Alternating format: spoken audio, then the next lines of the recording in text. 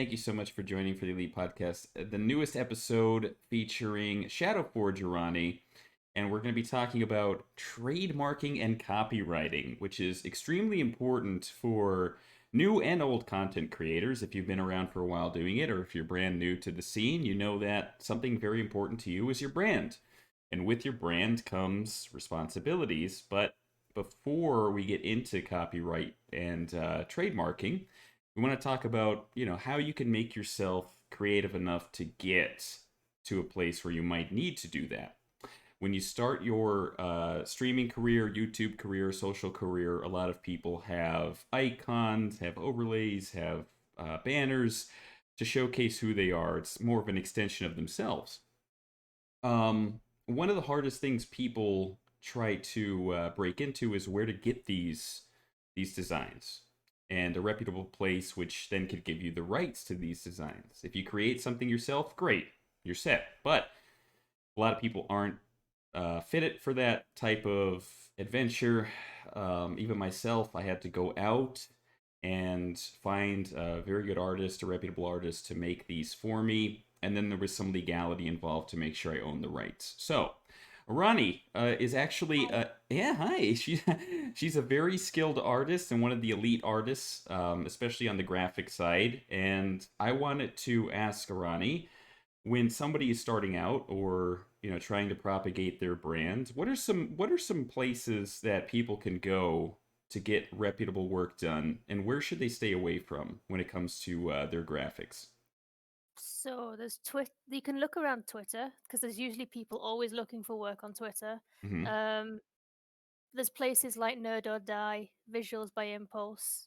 Then some designers do have their own sort of websites and shops, so I can't sort of specifically go. And then there's Fiverr. I say that with a sort of, what's the word, neutral approach to that, but I have a strong dislike for Fiverr, like because the level of work on sort of sites like that is you can get three emotes for $5, but you are paying for crap. Hmm. I'm going to be quite honest. You are paying for absolute crap, and they're probably reused and they're probably stolen. That's So if you're going to use sites like Fiverr, I'd say look in sort of the mid to higher end of the price market. Don't just go for the cheapest. It'll hurt you in the long run. Yeah, and do your research. Do you have you had any experiences with Fiverr yourself that maybe you've been Um, bitten?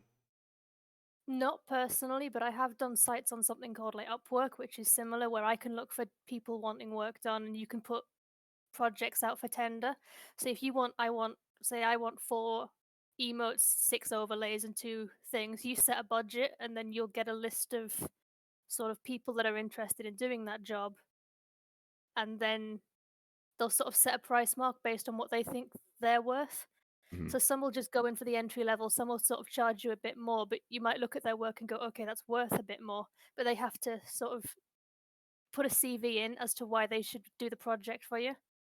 Absolutely. So I've had a couple on like sites like that where it's like they give you the brief and it's not been great, and then you've done it to the brief you were given and it's not what they wanted, or they changed their mind, or they don't see how it's going in that regard, and then they try and sort of run off without paying, basically. Wow. So one of the sort of suggestions I'd have is be clear in your mind what you want before you approach an artist. Okay. And definitely do Like have a research. yeah, and have like a rough idea. Otherwise, so say saying I want four emotes with a I don't know llama theme. What would you sort of suggest would be the best four to have? And then, um, you know, that they may be able to guide you down that road, but don't go saying I need four emotes and I don't know what I want because you're just Perfect. wasting your time and their time. That's a good point. Yeah, definitely research what you want and come to a way that you can collectively approach it. I mean, same thing with like, most artists too. A lot of people expect artists just to know what they want in kind of like a mind reading fashion. It's happened with tattoo artists that are friends of mine, and they'll say, "Oh, I want an arm tattoo. I want a full sleeve," but they don't give them anything else. And it's like, "Well, do you want me to just design something for you and just rock it?" But you need to be assured of where your brand is going, um, and if you have a theme in mind. So that's a very good point. Another question I have for you with the like a lot of Twitter accounts, or if you could find somebody through networking, a good artist. I would say the channel of communication, and you're building a rapport a little bit easier than a worldwide website like Fiverr.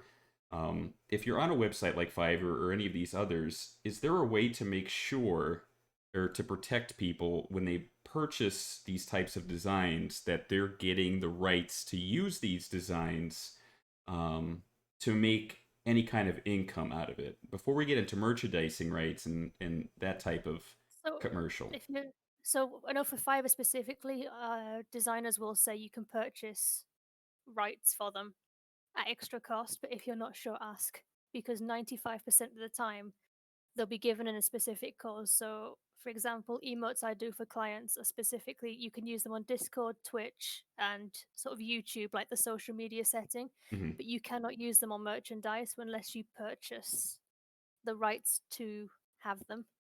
So, Okay. if you're not sure, ask because it could end you up in a shit ton of legal trouble Yeah. further down the line. Hmm. Yeah, I was kind of curious about it myself because when I started, this kind of hit me out of the blue because I was talking to an artist way back when I had first started the idea of Say Matty Gruden, and I had asked, oh, I'm going to be using this for streaming. I'm probably going to throw it on some mugs. I'm really excited. I just want to make sure it's clear. And then he had a conversation with me. Oh, just to make sure, if you're going to sell this, let's talk about a contract so you have full rights for commercial. So that was really useful for me. Otherwise, I wouldn't have known, and I could have been in a lot of trouble. So a very good point to make is, yeah, make sure that you ask all the questions and cross all the T's, dot all the I's. Um, when it comes to having your own design and brand out there, a lot of times I see duplicates and people that use assets again, assets flip, and they try to sell it. What could you do if you're the victim of somebody taking even a bit of your design? I know that there's artistic freedom when it comes to copywriting sometimes, but what would somebody do if they saw their design being stolen in any way? So, I've actually had that happen. Hmm. Um, I had my logo stolen and used by someone else in a community for before I joined the elite, and I sent them a notice saying I sent them a message saying that I'm not going to be that person, but that logo you've got has been stolen from me, and I found that my logo had actually been put onto a free website logo maker. So you can there's sort of three things you can do depending on how far it's gone. By the time you found it, you've probably lost that. It's too, like, the internet, it's like it's gone. So if one person's got it, 300,000 people have got it. You can put a cease and desist, and you can DMCA copyright strike these people. But at the end of the day, you will probably be chasing it forever. Hmm. So the best advice I can give there is if you're going to use something online, watermark it, Mm. which is so you've probably seen him on things like Shutterstock where they have like all the lines Yep. through it and things until you've purchased that image. So you just need something on there that's just transparent enough so that it doesn't take away from the quality. But if you zoom in closely, you know it's there and it's going to be an absolute bitch to scribble out every pixel. Yeah. Probably be my But yeah, you can report. Most sites that are genuine should have a report button. Okay. And but it's also to take into account that it could be that your branding has been done with a stock image as a base, so it may not be stolen, but it may be, say, like when I'm doing mock-up designs for people, I use sort of stock photos and to say this is the general concept, this is not what it's going to look like, but no, here's the sort of quick approach because I haven't got 6 hours to put into doing a mock-up for someone who isn't sure what they want. Hmm. So you may get something like a stock photo, which is probably purchased legally, used legally, but it's just been copied and pasted and used for you. Okay. So it's sort of hard to, if you're unsure, reverse image search. Oh yeah, absolutely. That is a Yeah, Yeah, these are good tips to make sure that you keep which is yourself safe. also worth doing if you looking at a designer and you're not sure about them. Reverse image search some of their work. Oh, that's a very good point. Yeah, if you're a lot of designers that I've come in contact with are word of mouth, and they're usually very open to speak to you. But a good tip is even if you trust somebody, make sure you do your due diligence because you just don't want to get yourself into a legal rut down the line. Because if you do buy something that was stolen, unfortunately, you've the rights are kind of moot. I mean, those you paid for something that really it wasn't theirs to give, and you can be in kind of a weird circular hell with that. So that's a very good point. Because the other warning signs is if they ask for payment, full payment up front. Hmm. It's sort of a case of if unless they've got like a 600-page portfolio behind them and you know this is what you're going to get. If little Timmy on Twitter decides to say, "I'll do your design for $20," and then shows up all this really amazing artwork and then it's like, "I want payment up front," that should be a sort of warning sign in your head that it's not right. Most reputable people will say, "We'll either give you line art concept first, and then depending on the project, I like ask for either full payment if it's, you know, small enough, or half payment type thing. Half Hmm. done now, half when done, and you'll probably find that they'll have a 50% refund. So if you buy something and then say you don't want it, that 50% you probably will not get back because that's the deposit for the time that they put in prior to you completing payment. Hmm. Yeah, and it So circles it's all back. down to the individual terms and conditions of um yeah, what the person wants and things. But Okay. it can also be a red flag. Yeah, I mean that's fair. That's definitely very important. And it all, like I said, it all circles back to making sure you know what you want to, because a lot of people are. When I got some emotes, the same thing happened to me. This guy gave me tons of sketches and line art designs of kind of concepts, and I was like, wow, this does everybody do this? It was new to me, so hearing you say it, that's great. Some people aren't really thinking about that, and I wasn't at the time. I just wanted something to look cool, but this information hopefully can help people out there to look down a list of, all right, maybe I could talk to an artist that could show me some concept work of the what they think I would like based off of the communication we had, and then not just quick to take my money. Um, so these are very good points by Iran. You guys definitely red flags to look out for and way to cover your ass. Um, from an artist, PayPal. and what was that? PayPal. If you're doing transactions that aren't like purchasing through a sort of specific website like Fiverr and things, make sure your ass is covered by sort of PayPal or Stripe or some sort of payment system where you can escalate it if you think they're money grabbing. Okay, so you can more or less dispute it through there. That's safe. Yep. Okay, it's pretty wise. Yeah, and your finance is very important. So you're investing in this, so you want to make sure it's all covered. So yeah, make sure that whatever financial institution you're paying from, that you can have another little avenue to cover yourself in case something goes wrong. Um, as an artist, from your perspective, have you ever encountered a situation where another artist has taken your designs or heard about another artist taking other people's designs to sell them, and kind of what happened because of that? Me personally, no, Hmm. but I have seen sort of artists claiming other people's work as theirs and then trying to sort of do poorer quality jobs for the same price. And when they get found out, you've heard of like the cancel culture sort of thing going on now. It happens. Hmm. They will drag you. Social media will drag your ass through the dirt, and you will no longer be like hot potato. Don't want that. Okay, it's good to know. That's sort of, yeah. It's the only way to so like if you see it like.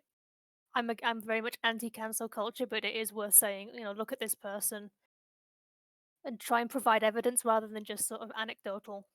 Right. No, I think I agree with that. Because I'm the same way. I don't agree with the popular trend of cancel culture, but I do believe in holding people over the fire if they have done something literally wrong and you have evidence right in front of you, especially if you're working for income and somebody steals, thievery. I mean, yeah, of course you're gonna throw them under the bus. That's everybody If needs to you know. do die. If somebody were to purchase materials from an artist, designs, graphics, and they had decided, maybe at first they didn't want to purchase additional rights, um, what would somebody do? I mean, if they wanted to get merchandising or commercial rights later on, would they be able to? But what happens if they can't reach the artist anymore? Um, Oh, I'm not sure on because I've always sort of like I personally have a contact form on my website. Hmm. Um, or just I like keep the Discord chat open. I think that's a hard one because technically the rights still belong to the artist. Hmm. So you'd either have to move hell and high water to find them, or you take the risk. But I wouldn't advocate taking the risk. Yeah. Yeah. But Definitely. most should be able to most should sell you the rights later on because it's a sort of conversation where you'd need to say how much are you planning to sell, how much are you actually selling at that point, type thing. Hmm. Because it would And very much, yeah. no, I agree. I think it's another point to make sure that you're doing all this research up front and learning this now because, like I said, I wouldn't have known and I would have missed my chance if he didn't say anything. And if people hear this podcast now, they have the opportunity to say, "Oh, I'm going to get into streaming. Let me get a list together of all these things I want to ask the artist and talk about," so they don't just run into it and say, "All right, I throw $50 at it, I get some emotes, bada bing, I'm done." And it's a lot more to that. So that's very important.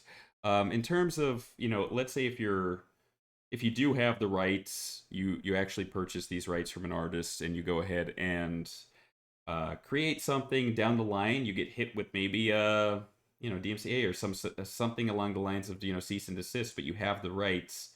Um, what kind of documentation should you keep? Is it just fine just to have the chat log? So copy of the receipt, the Hmm. chat log, and then if you like, ideally the person who gives you the right should provide a sort of license agreement. It could be a notepad document.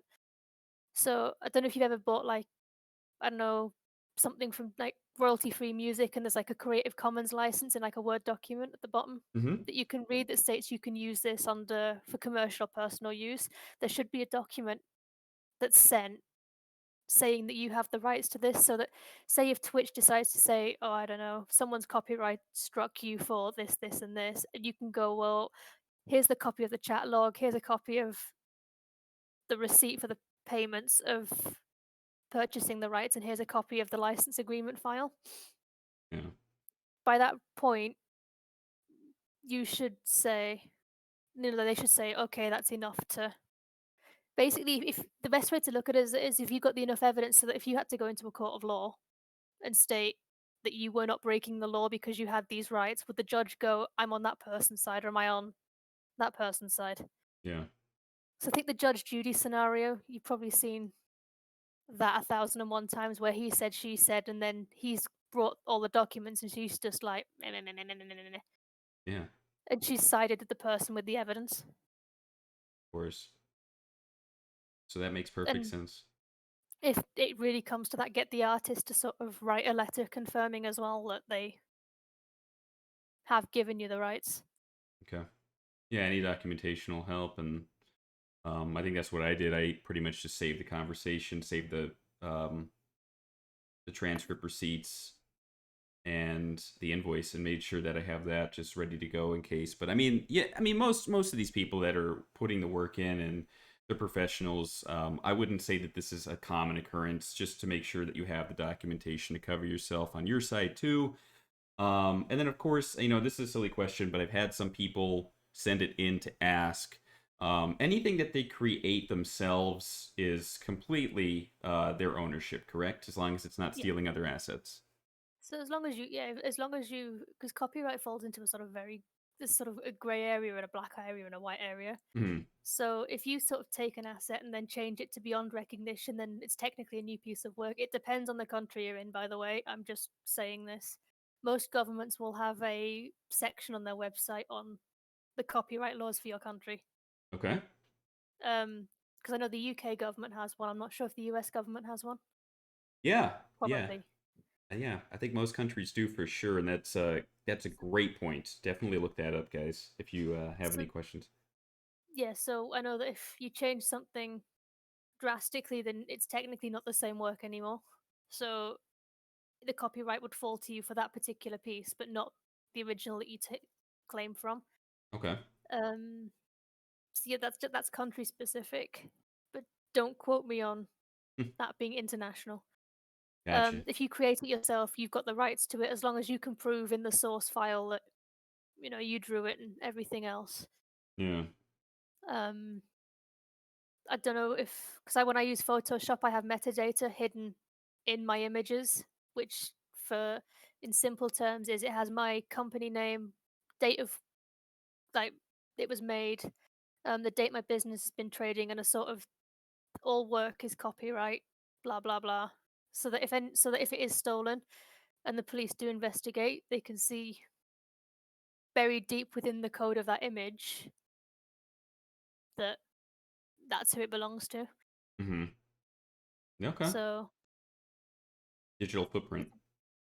so like for example, I've done the elite overlays, so they have in that metadata they have the rights to use it on whatever, and there's also my business name in there as well. So if all to say if anything was to go wrong, we could paper trace it back to where it came from.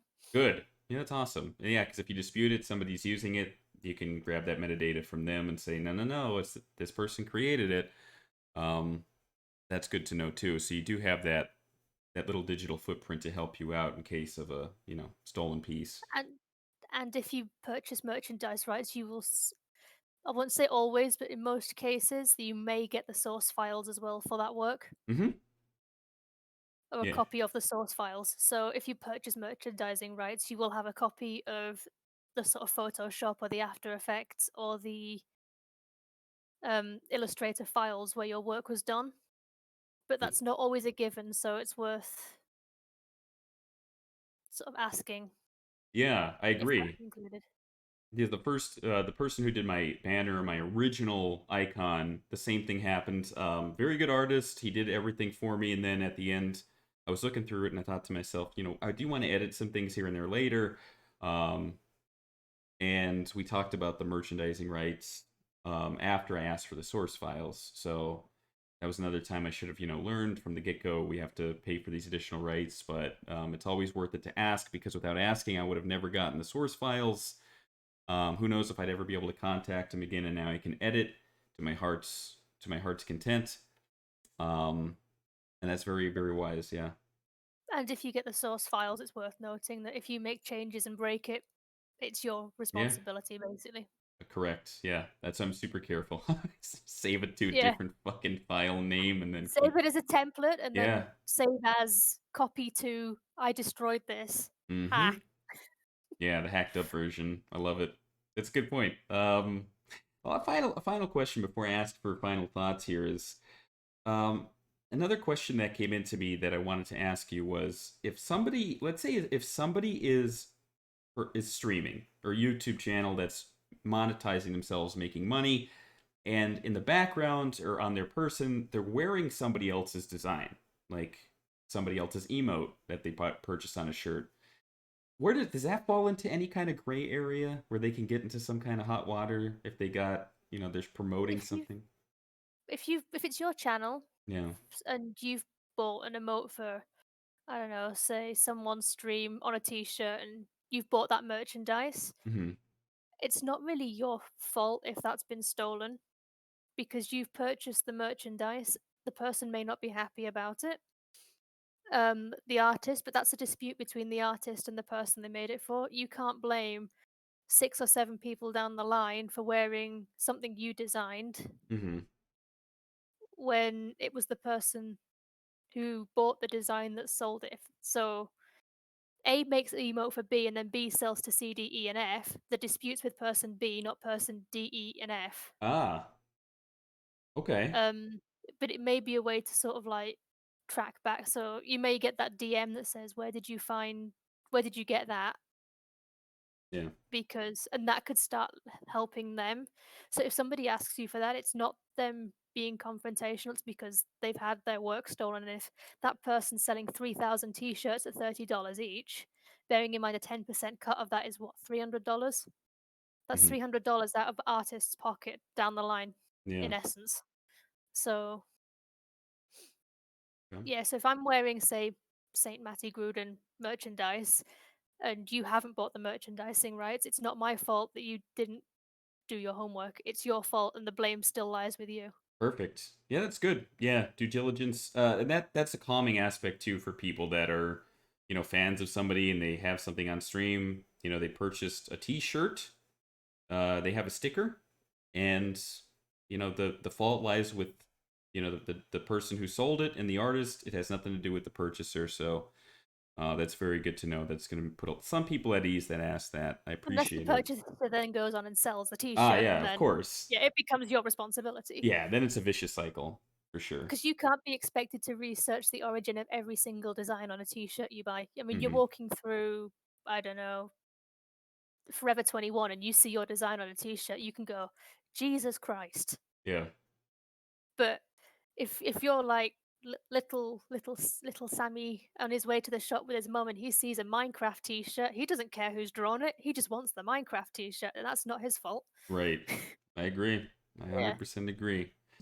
Okay. Trademarking is different to copyright, so you've probably seen things like the Coca-Cola brand has the little TM in the corner. Yeah.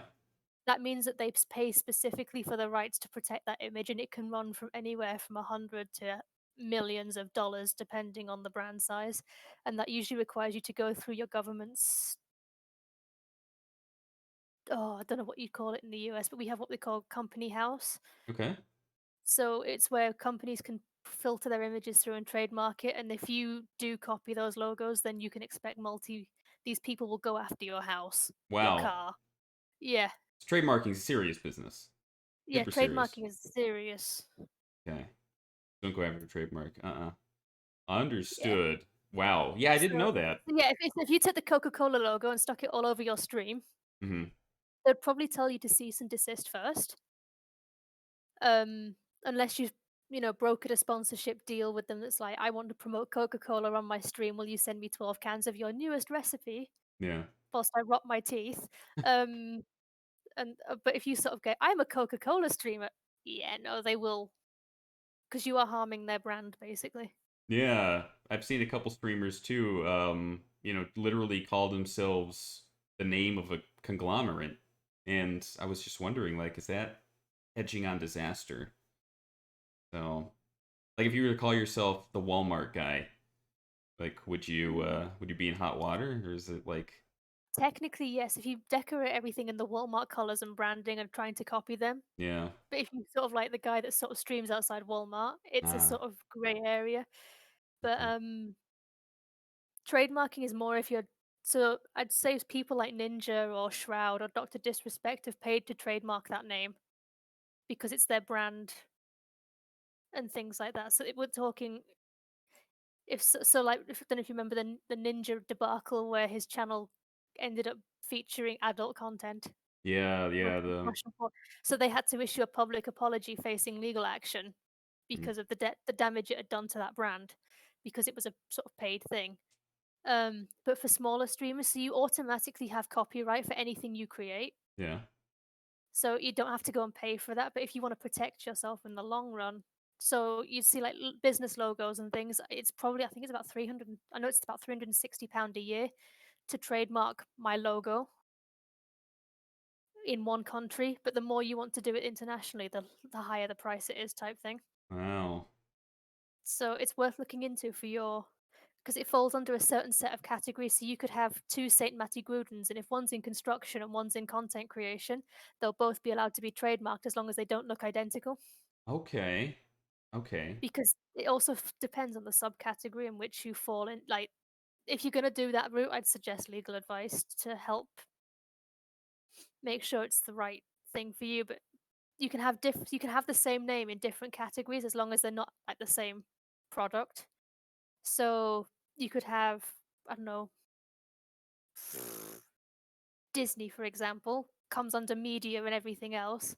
And then you can have Disney construction. Now that's never going to happen because Disney seems to rule the world. hmm, But you know, as long as the logos aren't the same and there's no chance of cross confusion between the two brands, you should be all right to have it trademarked. And most web, I know in the UK you can trademark you can image search a logo to see if it fits any other logo in that category so that you're not going to get confused. okay, So you know you get those scammy emails, for example, that are like Amazon, yeah, and it's the Amazon logo, but you think it's the Amazon logo because it looks right. Right. That's when you wouldn't get the trademark for it because it looks too similar. Okay. So, Yeah. okay. So you're mostly looking at a name situation there. If the name's Mhm. relative or, to each other, but different context, It's different a bit like content. video games. You know how they Oh, yeah. trademark their names, so you've got, like, Call of Duty's trademarked, Mm-hmm. and they tried to trademark COD, and then they couldn't trademark COD because COD is a fish. Right. It's funny. So, yeah, Yeah. um, yeah, and, like, Boaty McBoatface, you couldn't have that because it was not appropriate, so we named it the Sir David Attenborough, for example. It's or Red Bull. So Mm. Red Bull's probably a good one. So you've got Red Bull, the energy drink, which is the Red Bull, and then there was, I think, there was Red Bull Construction. Okay. But because the yeah, so they're two different things, and the two should never really meet. Yeah. That's fair enough. So It's a name thing then. Yeah, absolutely. It yeah, seems it's a like. name thing. Cool. Where But do you unless you're earning multi-million dollars, you probably won't want to spend the money trademarking. That was my next question. So you're looking at this when you become to a point where you're hitting like a conglomerate in your own name Yes, where if you're you're powerful enough. making so if you're doing key speeches at TwitchCon, Yeah. for example, if you're getting companies messaging you going, "I want to work with you as a brand," Mm. advertising type thing. That's when you know that you're gonna be reaching millions of, like, potential greedy, steely people. Yeah. Um, I'm trying so hard not to swear today. I'm doing so well. Then that's when you sort of need to look at it. So, like, if it's gonna be a considerable main source of income and you're worried about that brand being tampered with. Mm. So, for example, Ninja or Doctor Disrespect, who are huge brands, or esports teams, for example. So, Cloud9. I think who else off the top of my head? You've got Cloud9. Um, for example, so they've trademarked their logo because that's their brand. Right. So it's when you want to sort of go from small time to sort of serious business, but you don't want to do the trademarking until you're serious, serious business. That's very wise. I mean, it's expensive for sure, and there's upkeep. It's yearly, Yeah, so well, 2 to 3 years. I think it's like I said, it's country dependent. I can't specify on. that's fair. Definitely do your research too, depending on what country you're in. But that's very, very wise because I was kind of unsure about, as you could tell, I was thinking copywriting and trademarking were kind of in the same waters, but one's a pool and one's an ocean, and you're looking at your growth potential and where you want to take it, and if you want to eventually trademark. Yeah, because this. So I got a lot of my information from my business advisor, Mm-hmm. who helps me when I'm like deciding where to go down which avenue next. And so there's some so like look, talk to your local sort of business advisor things because they sometimes do workshops as well, Yeah. which may be worth say sort of $50 to go and sit down and go, okay. But in the short term, I'd suggest just watermark everything. If you put an image on social media, watermark the hell out of it. Fair enough. That's very good info. Damn. I'm gonna have to start doing that. This is great. This is exactly what we need because a lot of people come into it thinking it's, easy breezy, you're doing something like just streaming a video game, but your brand is very serious business and your creative is extremely meticulous. So this is all I think amazing. Perfect I think it tips. was 2 years ago. It was if you've watermarked your image, you're 90% less likely to have it stolen. Really. It makes sense. Definitely. Too much effort. It is too much effort. And people that are doing this are looking for quick churn. So they don't want to edit your watermark out, like you said before. Yep. Good, awesome.